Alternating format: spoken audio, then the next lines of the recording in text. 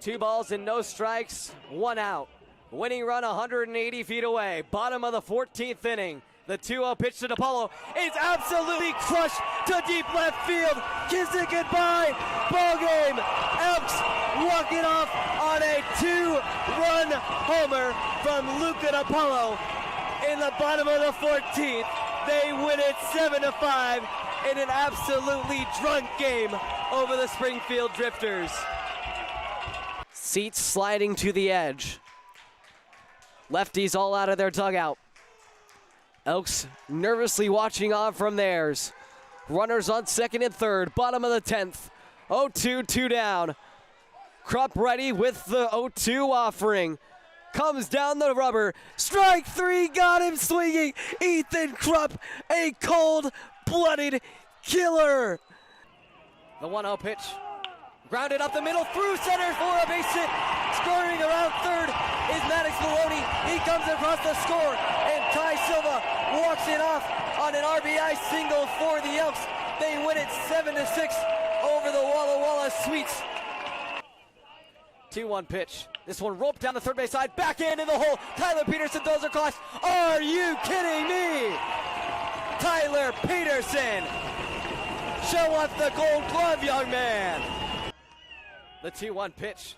Terry grounds it to the left side. A tough, close play. Throw on the run. Pulls out the bag. He pulls out the bag. The Elks tie the game as the throw from Josh Hankins is wide afield. The Elks rally for 4 runs in the bottom of the 9th inning and tie it 6-6. Deals the 1-2 offering. Grounded over to Maddox Maloney. Turns to Tyler Peterson on to first, and that'll be the ball game.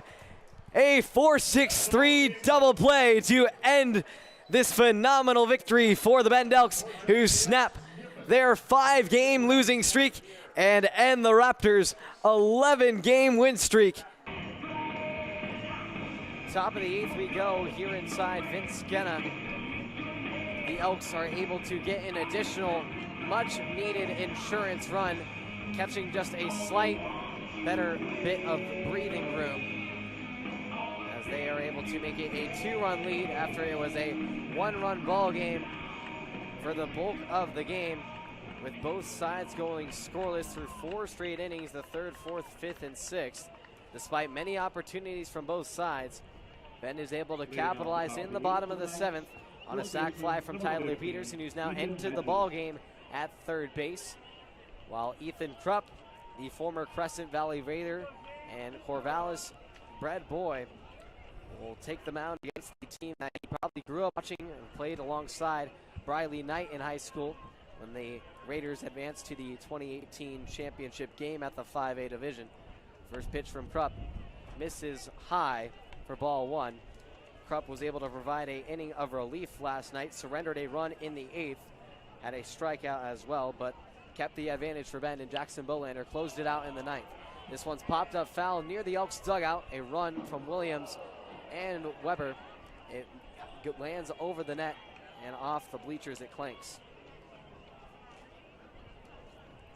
The difference in the game, Blake, is clear to see. 8 walks issued by Knight's pitching, and they're down 2 runs.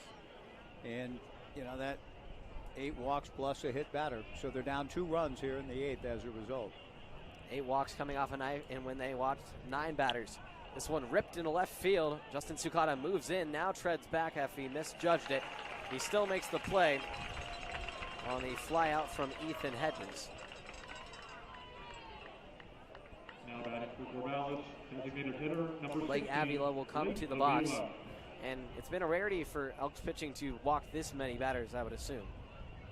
Well, yeah, I don't have the actual count game to game to game. I just know that, as we talked earlier in the broadcast, the walks numbers, they're up. The command of the zone has not been as strong of late.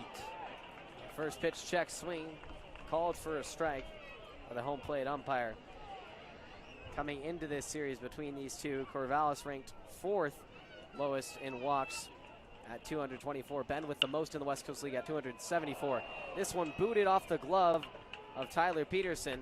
A rare error on his behalf allows Blake Avila to take advantage and capitalize to reach for his first time today. A much needed base runner for Corvallis, who catches a bit of a break there. Ethan Hott will run for Blake Avila here, Blake. Ethan Hott, the pinch runner for Avila here in the top of the 8th. In a 2-run game, the Elks in front 3-1. Hott out of Stanford. Good ball player and an Arizona native.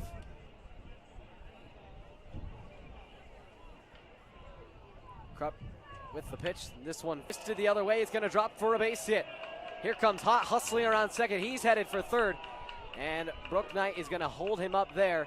It's going to be a 1-out double to capitalize on the air from Tate Shamau, who gets his second hit of the ball, or his third hit of the ball game, and the 4th time that he has reached. He's had a remarkable ball game. Center fielder number 6, Phoenix Call. Boy, how big is that sacrifice fly now by Tyler Peterson? Predicated on a base hit and then an 8th walk. So now, instead of the tying run 90 feet away, the Knights have worked hard to get the tying runs into scoring position, with Phoenix Call up there trying to get the ball game even. And Call trying to potentially make up for what could be viewed as a mistake on his own behalf and not trying to make the throw down to second. It would have been close anyway, but still can kind of get that back if he can get a hit here. You know, who knows? I mean, Phoenix, there's got to be communication from his teammates telling him where to take the throw. But, I'm surprised, given the strong arm that he has, that he didn't attempt to make a play on Wilson Weber. Didn't even seem to consider it. Runners at second and third. The first pitch from Krupp to Call. Taken across, off-speed pitch. Outside corner, 0-1. Blake Avila taking advantage of an error to reach. He's substituted by Ethan Hott on the base pass. He's able to work himself on the speed over to third on the Tate Shamau double. 0-1, a swing and a chase for Phoenix Call. Dips down low to get that one. And it's 0-2 for Krupp. Double play ball not necessarily in effect.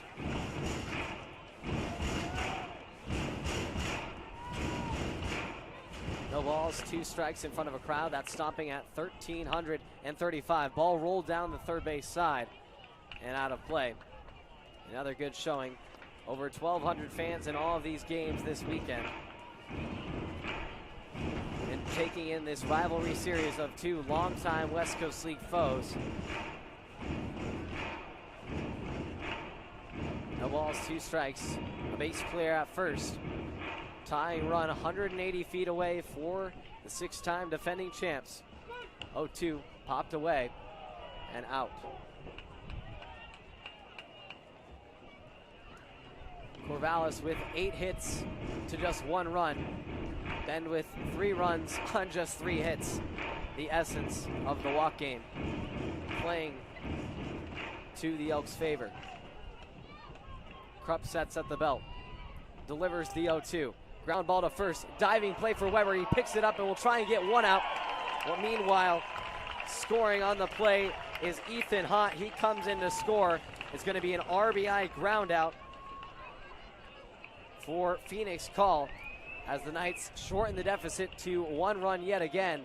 2 away in the inning, and now the tying run is 90 feet away for Tyler Howard to try and bring it home. Nice job by Call, Blake, in that he was down in the count 0-2 and fought, put the ball in play to the right side to get the run home. First pitch from Krupp to Howard is taken at the knees for a strike. Doing that slide again to first base, but still trying to find a way. I'm going to talk to.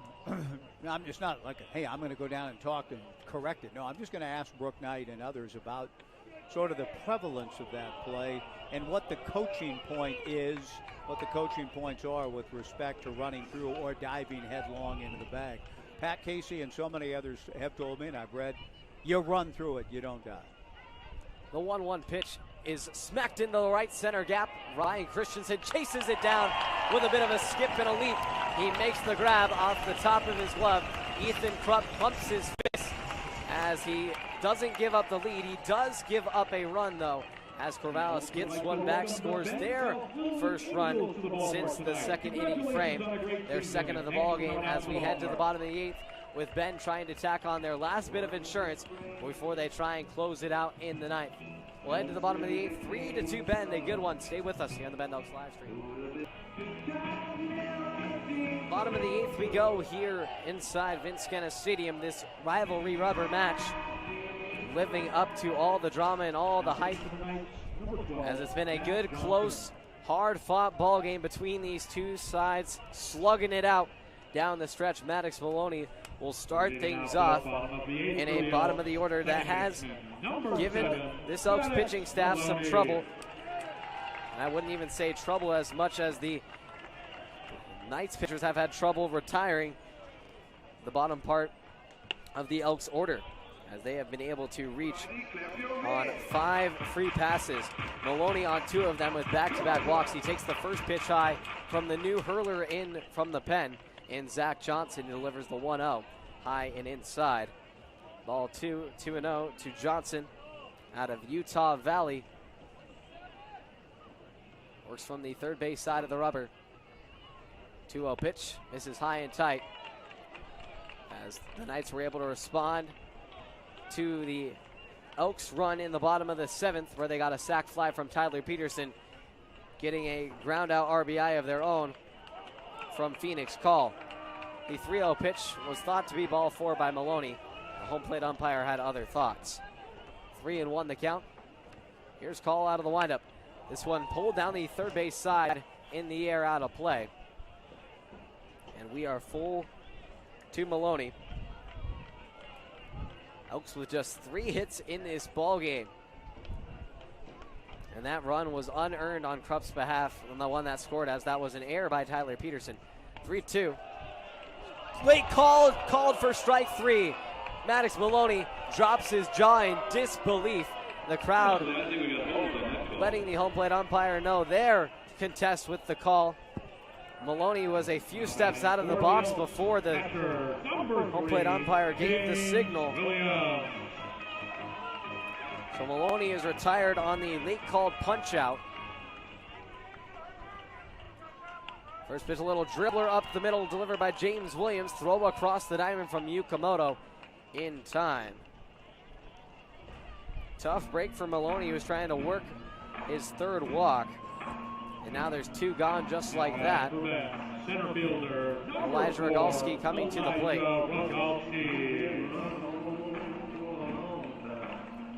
The Knights had a run in the 8th last night as well to cut the deficit to 1. Bend did not answer in the 8th, but they still head on to win it in the 9th. They're trying to have that same rhythm and pattern continue. Elijah Rogalski gets a little bit of a offensive conference with Joey Wong, getting ready for his at-bat. The 2-way player out of Sacramento City College. The 9-hole man has struck out in back-to-back at-bats. Was hit by a pitch in the 2nd and scored a run. He takes this one down and away. Ball 1, 1-0, 2 away, bases clear. Bottom of the 8th, 3-2 Bend. 1-0 offering from Johnson, sails high and tight for ball 2. When the Knights bat in the 9th inning, Blake, they've got the 9, 1, and 2 hitters, Ty Yukamoto, J.C. Ng, and Mason Lee. A good part of the order for the Knights to work with, although one could argue the middle part of their order has been the better part. 2 balls and 1 strike. 2-1 pitch, sailed high into shallow center. Moving back on it is Yukamoto, takes a few steps into the outfield grass and secures the play, as Bend is put down in order for the 3rd time in this game. Final attendance is 1,331. And we will head to the top of the 9th, 3-2 in favor of the Elks, as they try and secure a series win over the Corvallis Knights when we come back here on the Bend Elks. Please do so now. The Elks walk it off in the bottom of the 11th inning for the 2nd time in just a matter of a week. Here with Justin Sukata, the man who delivered the prize, coming in a pinch hit at bat, knowing that this time was your opportunity after having some games where you've been in and out of the lineup, and now you're able to get that chance and execute. What did that moment mean to you? Felt great, coming in through for the guys after a long day at the yard. Nothing better. Nothing better.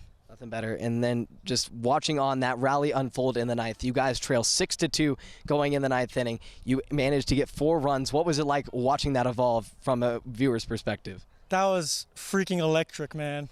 Watching the boys put together 4 at the bottom of the 9th, backs against the wall. It was electric. And not only was the offense electric, you were seeing Mahiro just absolutely shove, putting 10 of 11 batters down. How much did it mean to have him come in and just be able to throw strikes and put batters away? Mahiro, he's a funny guy on and off the field, and so to see him have success was awesome to see, man. I'm always rooting for that guy. As one of the leaders on the team, just seeing this team and how resiliency has grown from those early days of just kind of falling short after the early times, and now you've been able to put together late game rally after late game rally and have 3 walk-offs in a matter of just a week. How has it been to see this team's growth? I mean, we'd prefer not to walk it off, but, it's an awesome feeling.